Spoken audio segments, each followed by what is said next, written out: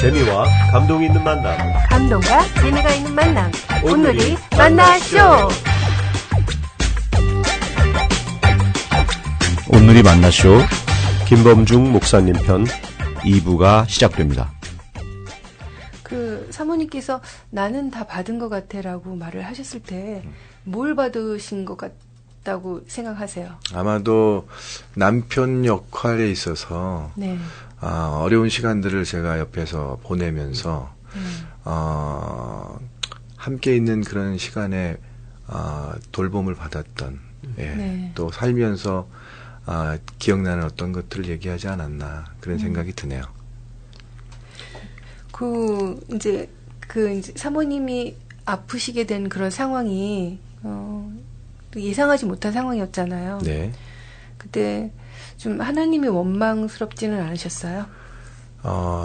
아플 때는 저는 그런 마음은 없었습니다. 예. 다만 그렇게 해서 하나님이 데려가셨을 때 데려간 다음에 예. 혼자 남아있는 저의 모습을 보면서 왠지 모를 이렇게 마음에 허전함도 겪으면서 하나님에 대해서 왜 이렇게 하셨는지 제 마음 가운데 굉장히 이렇게 이해 안 되는 그런 것이 나중에 되니까 좀 화도 나고 그러셨을 것 같아요. 그랬습니다. 예. 뭐 그럴 때 하나님이 하신 말씀 중에 뭐 생각나는 말씀이 혹시 있으실까요? 제가 왜 이렇게 하셨냐라고 하는 그 질문 앞에 하나님은 대답하지 않으셨다고 생각합니다. 네. 나중에 제가 기도하며 깨달았던 것은 대답을 할 수 없으셨겠다. 마치 예수님이 겟세마네에서 이 잔을 내게서 옮겨달라고 할 때 상황을 바꾸지 않으실 그 하나님께서 침묵하실 수밖에 없는 그 상황들이 저에게도 맞겠구나 그런 생각을 했습니다. 예. 지금 혼자 지내고 계시는데 어떨 때 사모님이 제일 생각나세요? 처음에 혼자가 됐을 때, 뭐 저희는 뭐 새벽 1시 전에는 거의 자본 적이 없으니까요. 그 전에요? 네, 같이 살 때. 왜 그렇게 늦게 계셨어요?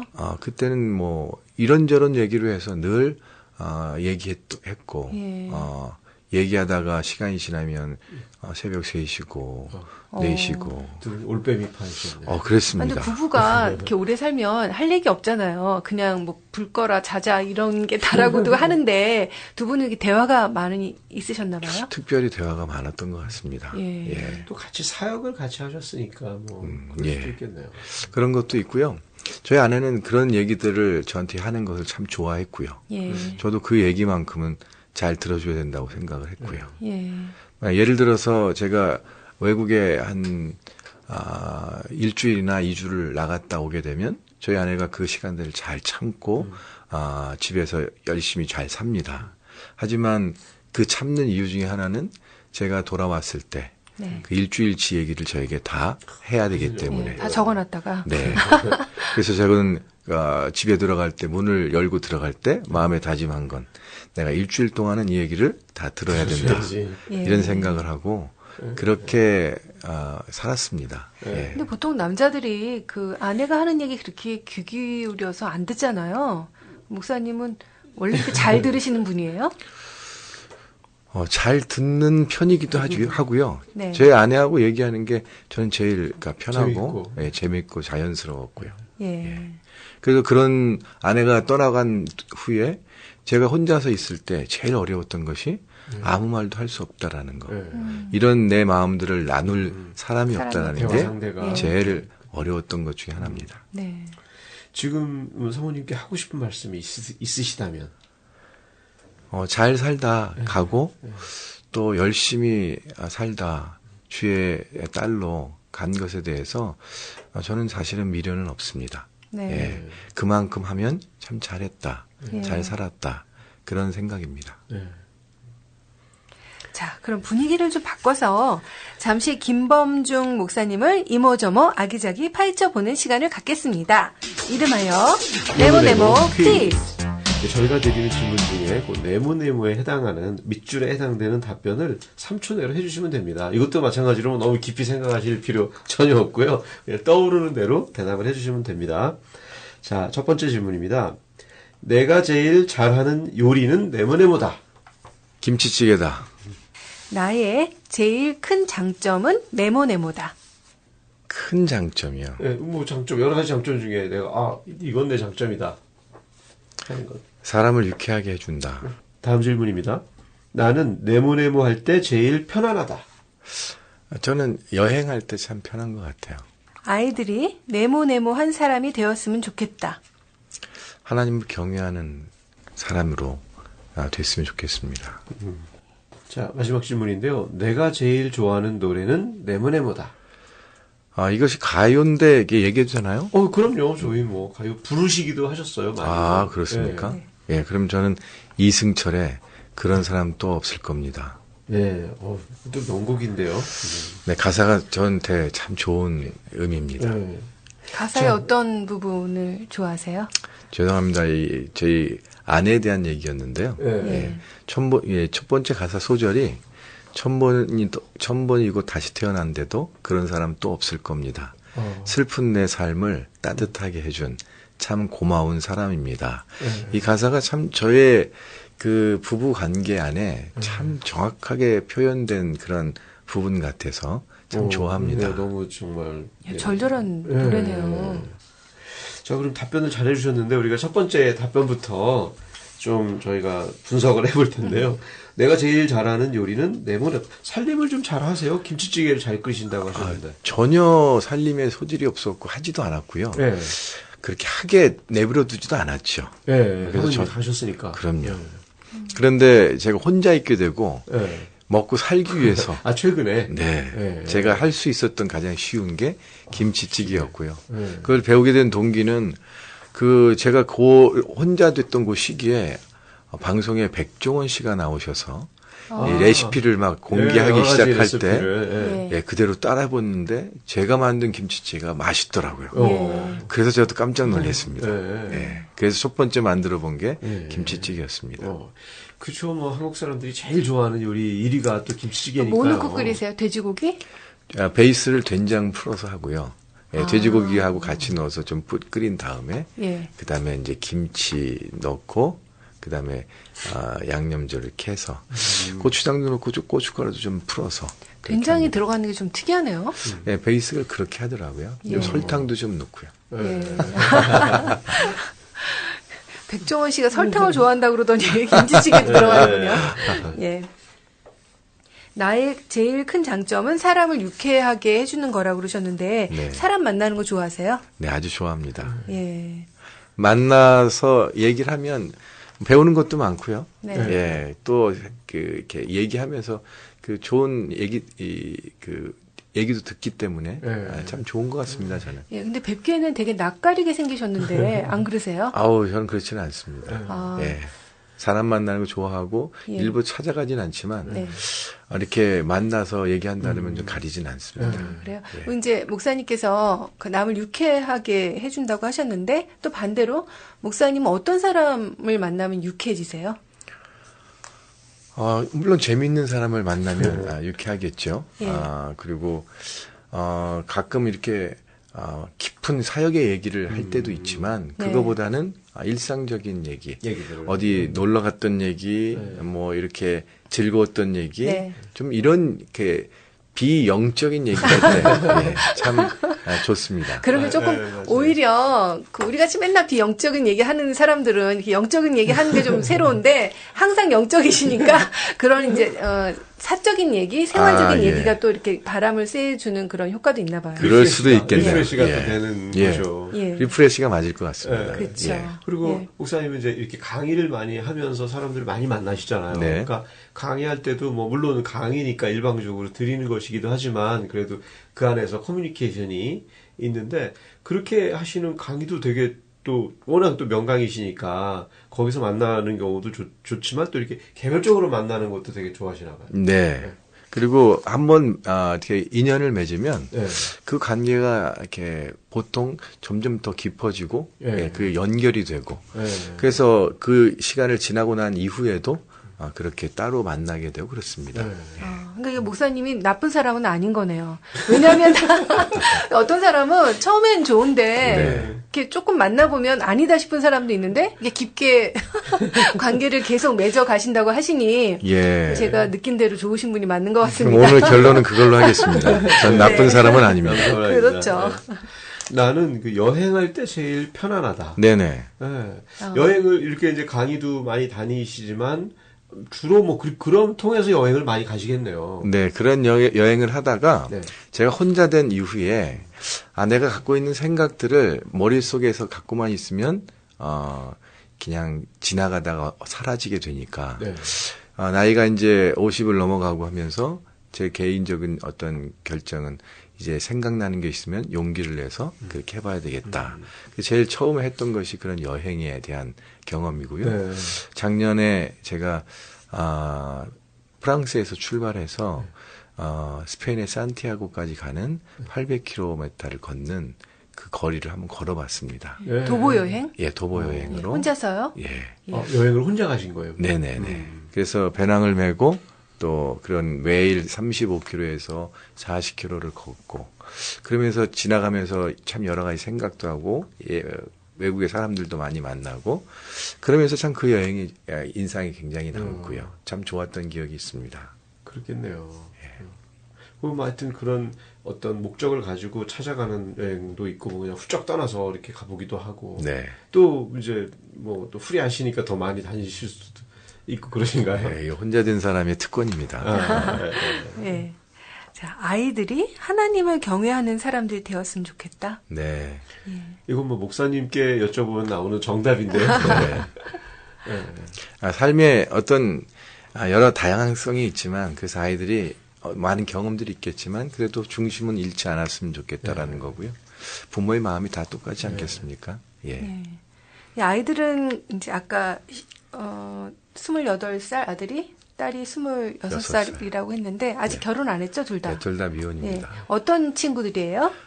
우리 아들은 이름이 시영이라고 하고요. 28살인데 음악을 합니다. 네, 어떤 음악? 그래서 음악 중에 이제 빅박스라고 네. 입으로 소리 내는 네. 네, 그거를 하는데 굉장히 이렇게 특별하게 잘 합니다. 네. 그래서 공연 많이 다니고요. 무슨 힙합 그룹처럼 이렇게 하는 건가요? 아니면 혼자서 듣고 하는? 혼자서 빅박스를 네. 하고 또는 팀에서도 하기도 하고 그렇게 해서 이렇게 공연을 하는데 저도 언제 한번 가서 봤는데 네. 정말 잘합니다. 예, 그래서 지금 그 일들 통해서 공연도 많이 다니고 있고 그 일들을 좀 더 발전시키기 위해서 공부도 하고 있는 걸로 알고 있습니다. 예. 그 부모님 중에 누가 음악을 잘하시는 분이 있어요? 뭐 다 좋은 거는 아빠 닮지 않았겠습니까? 이거 물어볼 수도 없고 다. 예. 그렇네요. 예. 확인은 안 되지만 뭐 저희가 믿기로 하겠습니다. 예. 그다음에 딸은 딸은 지금 26살이고 이름은 하영이라고 하는데 지금 직장에 다니고 있습니다. 화장품 회사에. 예. 그래서 화장품 회사에서 지금 마케팅과 광고 쪽 일을 하고 있습니다. 예. 뭐 이렇게 다 장성하고 또 이렇게 뭐 자기 일들을 하고 있어서 너무 든든하시겠어요. 예, 저희 집에서는 그래서 저만 잘하면 됩니다. 예. 자, 우리 목사님이 제일 좋아하시는 노래가 이승철의 그런 사람 또 없을 겁니다. 제목만 들어도 저희가 정말 목사님이 어떤 생각으로 좋아하셨는지 이해가 되는데 가사들도 좀 뭐 그렇게 기억에 남는 가사들이 좀 있으신가요? 네, 저는 이 가사를 참 첫 구절부터 좋아했었는데요. 1000번이고 다시 태어난데도 그런 사람 또 없을 겁니다. 슬픈 내 삶을 따뜻하게 해준 참 고마운 사람입니다. 이 가사 내용이 저희 아내를 이렇게 생각하면서 정말 나에게 그렇게 내 슬픈 삶을 따뜻하게 해줬던 제가 표현하자면 참 고마운 사람입니다. 라는 이런 고백을 하고 싶었을 때 이 노래를 알게 됐고 참 찬송가에서 받았던 은혜만큼이나 제게 가요가 줬던 참 감동이 많았던 노래입니다. 그렇겠네요. 네. 그럼 목사님의 삶은 그 아내를 만나기 전과 후가 좀 다르다고 볼 수 있을까요? 네. 예. 분명하게 다를 것 같습니다. 그 전에 좀 외롭게 자라셨잖아요. 네. 예. 저희 가정 안에 제가 아버지 없이 이렇게 자라고 또 이렇게 다복한 가정이 아니었기 때문에 네. 이렇게 혼자 시간이나 혼자 그런 자라는 시간들이 많았는데 여러분은 지금 ANBC 미주 온누리 방송에서 보내드리는 온누리 만나쇼를 듣고 계십니다. 저희 아내의 집안은 6남매였어요. 네. 그리고 아주 화목했고 얘기들이 많았고 그래서 저희 인생과 제 아내의 인생이 만났을 때 저는 굉장히 새로운 세상을 보는 것 같았습니다. 문화적 충격이 있을 수도 또 많이 채워지는 경험이 있으셨겠어요. 그렇죠. 네. 그래서 저는 저희 결혼하기 전부터 저희 아내 집에 놀러 가는 걸 참 좋아했고요. 네. 그래서 가면 모두가 앉아서 정말 많은 얘기들을 네. 이렇게 얘기했었고요. 저한테는 그런 것들이 새로운 경험이면서 참 좋았던 기억입니다. 네. 사모님이 사랑이 많으셨던 분이에요? 저에게는 어쨌든 충분하게 할 만큼 네. 그렇게 했죠. 예. 정말 제목만 들어도 너무 잘 어울리시는 노래이기도 하고요. 또 그런 사람을 또 생각하시는 많은 분들을 위해서 저희가 우리 목사님이 보내드리는 노래 선물로 이 노래를 한번 보내드리도록 하겠습니다. 네, 감사합니다. 예, 우리 가사를 잘 음미하면서 노래 듣고 우리 다시 얘기 나누도록 하겠습니다.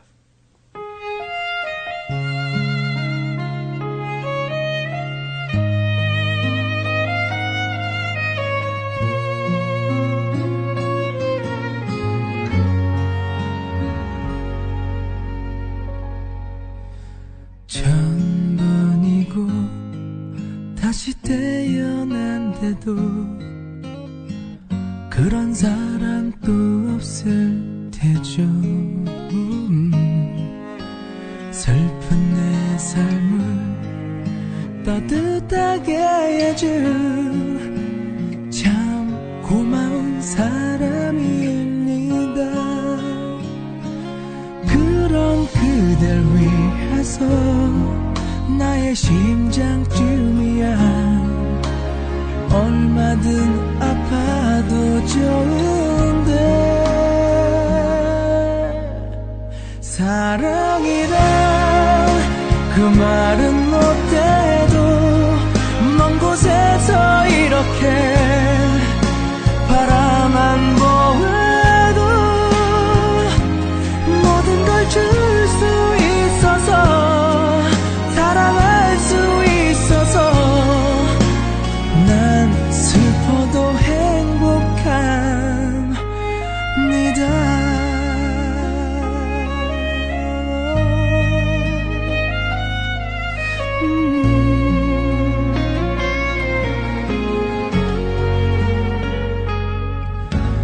나 태어나 처음 가슴 떨리는 이런 사랑 또 없을 테죠.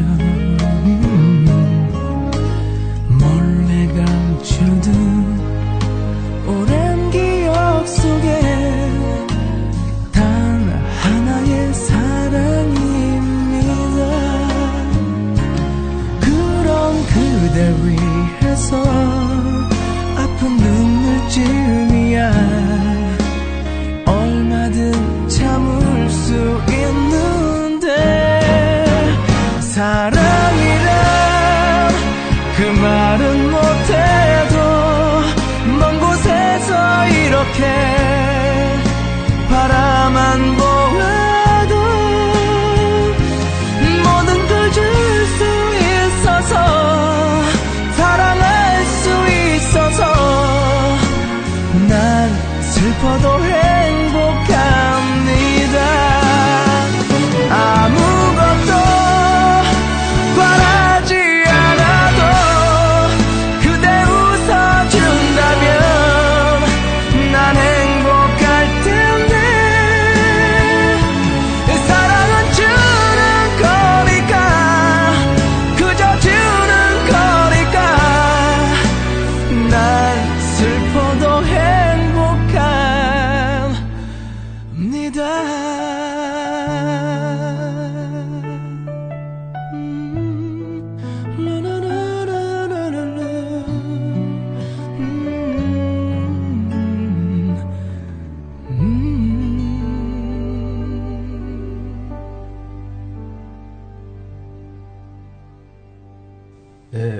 정말 노래 가사를 들어보니까 정말 너무 좀 가슴이 되게 절절할 정도로 좀 와닿는 노래였던 것 같습니다. 네.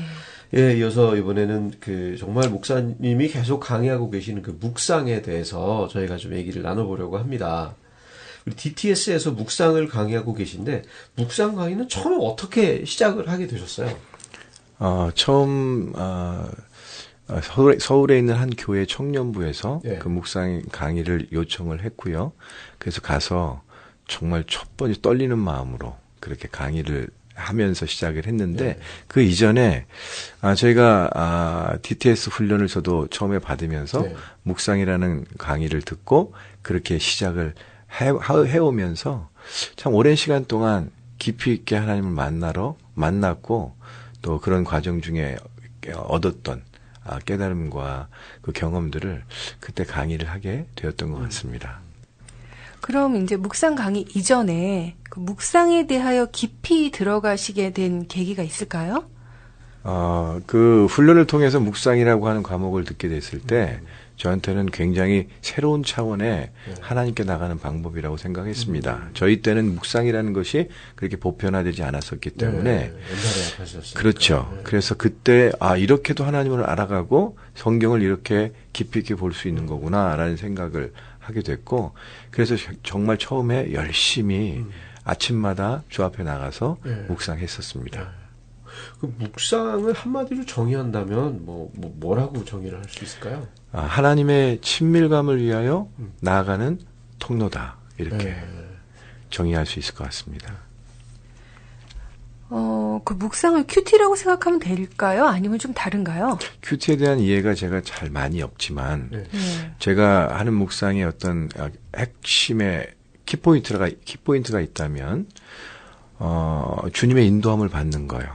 그래서 주님을 기다리고 그분이 말씀을 가지고 나를 이끌어서 그분이 내게 하시고 싶은 일들 안에 내가 들어가도록 나를 주님께 맡기는 시간이라고 생각합니다. 그래서 하나님과 개인적으로 하나님을 친밀하게 만나서 서로 교제하고 커뮤니케이션 한다는 면에서는 같은 거네요. 비슷하게. 네, 맞습니다. 네. 그 묵상을 안 해보신 분들도 있을 텐데 묵상을 하면 뭐가 좋을까요? 묵상을 통해서 말씀을 통해서 하나님을 알아간다라고 할 때 우리가 그냥 액면에 하나님을 이렇게 알아가는 것이 아니라 하나님의 마음을 알아가고 하나님의 성품을 알아가고 그 깊이 안으로 들어간다라고 할 때 모든 묵상을 하지 않았던 우리 성도님들에게 묵상은 하나님께 더 깊이 나갈 수 있는 통로다. 그렇게 소개하고 싶습니다. 네. 그러면 묵상을 안 하면 어떻게 되는 거예요? 묵상을 안 해도 우리가 천국 가는 데는 지장은 없겠죠. 하지만 우리의 매일매일의 삶의 말씀에 인도함을 받는다는 것은 우리 성도로서 굉장히 중요한 부분이라고 생각하고요. 말씀으로 하루를 살아가는 것. 말씀의 인도함을 받는 것. 정말 중요한 일이라고 생각합니다. 근데 저도 아침에 큐티를 하는데요. 저는 제일 힘든 게, 묵상은 좀 다른가? 그 큐티는 적용이 있어요. 묵상도 그런 거예요. 지금 가르치시는 묵상에서도 적용하는, 그렇게 사는 게 중요하잖아요. 네, 그쵸? 그렇습니다. 그게 힘든데, 힘들어서 아예 어차피 못 지키니까 하지 말까? 그런 생각도 많이 해요. 저한테 해주고 싶은 말씀 있으시다면? 묵상도 그렇고, 기도도 그렇고, 이것은 다 훈련의 한 부분이라고 생각합니다. 네. 그래서 갑자기 어떻게 되는 것이 아니기 때문에, 그렇게 적용에 어려움이 있다 하더라도, 오늘 어떤 큰 성과를 내지 못한다 하더라도 우리가 매일매일의 삶 가운데 성실하게 그렇게 나갈 때 우리는 묵상의 그 깊이와 넓이와 높이 또 그 재미 그 유익들을 깨닫게 되면 그때부터는 내 스스로가 그 묵상에 나갈 수밖에 없는 그런 모습이 될 거라고 생각합니다. 이제 어제 죽 썼더라도 오늘 다시 새로운 마음으로 계속 해야 될까요? 아마 여러 번 하는 중에 죽 쓰는 경우들이 많지만, 그래도 한 번의 만남이 또 그 모든 죽 썼던 것들을 또 회복하고, 또 그것 때문에 또 우리가 묵상에 기대하게 되는 것 같습니다. 그러니까 한 번에 다 이루지는 못하지만 우리가 한 스텝 한 스텝 가다 보면 아무래도 좀 내공도 더 쌓이고 또 이렇게 그러면서 또 만나는 것들이 훨씬 더 좀 자연스러워지고 그렇게 될 수도 있겠네요. 아, 맞습니다. 그 묵상에서 제일 중요한 게 있다면 어떤 게 있을까요? 저는 관점이라고 생각합니다. 네. 말씀을 보는 우리의 관점이 나의 관점에서 이렇게 보게 되는 것과 하나님의 관점에서 보는 것과 굉장히 차이가 크게 나는 것이죠. 너무 차이가 나겠죠. 예. 그런 면에서는 여지껏 내가 내 위주의 관점에서 말씀을 보고 해석하려고 할 때 아마도 해석되지 않는 부분들이 굉장히 많았을 겁니다. 네, 맞아요. 하지만 그 이유를 생각해서 만약에 내 관점을 하나님의 관점으로 돌려서 그 말씀을 본다면 그것이 해석이 되고 이해가 되는 경우들이 아마 있을 거라고 생각합니다. 예. 그러니까 이제 성경에서 진짜 말씀 볼 때 이해가 안 가는 것들이 제가 관점을 한번 바꿔서 다시 읽어봐야겠네요, 그러면. 이게 아주 중요한 거라고 생각합니다. 예. 제가 하나님을 오해하고 있었을 수도 있겠어요. 그 오해라는 것이 지금 묵상을 하면서 또는 신앙생활을 하면서 우리 안에 굉장히 많이 들어와 있죠. 예. 근데 이렇게 이제 묵상 초보자가 정말 내가 관점을 바꾸고 싶지만 그것도 쉽지 않을 수가 있잖아요. 내가 하나님의 관점으로 본다는 것 자체는 내가 하나님의 마음으로 그 말씀을 본다는 건데 사실 초심자가 그걸 그렇게 하기가 또 어려울 수 있을 텐데 그래서 우리 목사님 강의를 들어야 되는 건가요? 예. 제가 그런 부분에 대한 강의의 내용에는 네. 먼저 그러기 위해서는 하나님을 알아야 된다라는 것이고요. 그 하나님이 어떤 분인가라는 것에 대해서 인식과 이해가 돼야 되는데 하나님 그러면 어떤 분이냐를 할 때 시편 106편 1절에 나오는 것처럼 하나님은 선하시다. 그 하나님의 선하심을 기반으로 우리가 그분의 관점에서 봐야 된다.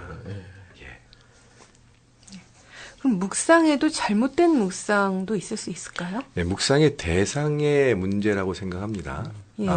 묵상이라는 자체가 하나님의 깊이 생각한다 이런 의미를 갖고 있기 때문에 무엇을 깊이 생각하느냐에 따라서 우리는 그 안으로 들어가게 되는데 그 대상이 하나님이어야만 됩니다. 우리가 그렇죠. 다른 사람을 생각하면서 할 수도 그렇게도 그렇죠. 되겠나요? 아침에 저희가 뭔가를 잠깐 지나가듯이 보고 밖에 나갔는데 하루 종일 뭐가 생각이 나서 보니까 아침에 나올 때 잠깐 봤던 게 나도 모르게 생각 속에서 계속 묵상이 되어지는 그런 것처럼 우리도 모르게 들어와서 우리에게 묵상되고 있는 일들이 참 많다고 볼 수 있죠. 그런 것 같아요. 그러고 보니까.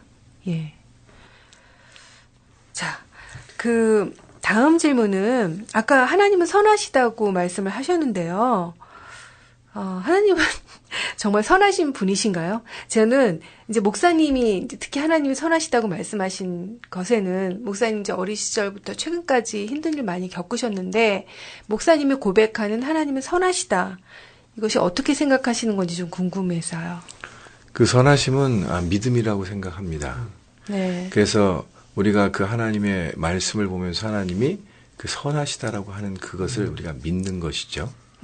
그래서 그 하나님의 그 선하심에 대한 우리의 믿음을 가지고 하나님을 보지 않으면 우리는 하나님에 대해서 오해할 수 있고 잘못된 생각으로 빠질 수가 있게 된다고 생각합니다. 제가 개인적으로 하나님을 선하시다고 이렇게 확신했던 여러 가지 사건 중에 한 가지는 이것도 믿음에 속하는 부분들이지만 제가 아내를 보내고 하나님 앞에 내 아내를 왜 데려가셨는지에 대해서 기도하며 질문할 때 아무 대답도 할 수 없었던 그런데 제가 그 어느 날 하나님 아버지의 마음을 입장을 바꿔놓고 얘기해서 봤을 때 사랑하는 자녀에게 그 생명에 관한 얘기를 그렇게 하실 수 있는 부모가 몇 명이나 될까? 내가 이렇게 해서 네 생명을 취했다라고 말하는 그 부모가 어디에 있을까라고 할 때 하나님은 우리에게 참된 부모이시기 때문에 그분이 했던 일들이 아무리 우리가 이해가 되지 않는다 하더라도 우리에게 좋은 것 주시길 원하는 분이기 때문에 그분은 선하신 분이라는 거죠. 그 선하심은 어쩌면 절대로 하나님의 성품 안에 있을 수 없다. 오늘이 만나쇼 3부에서 계속됩니다.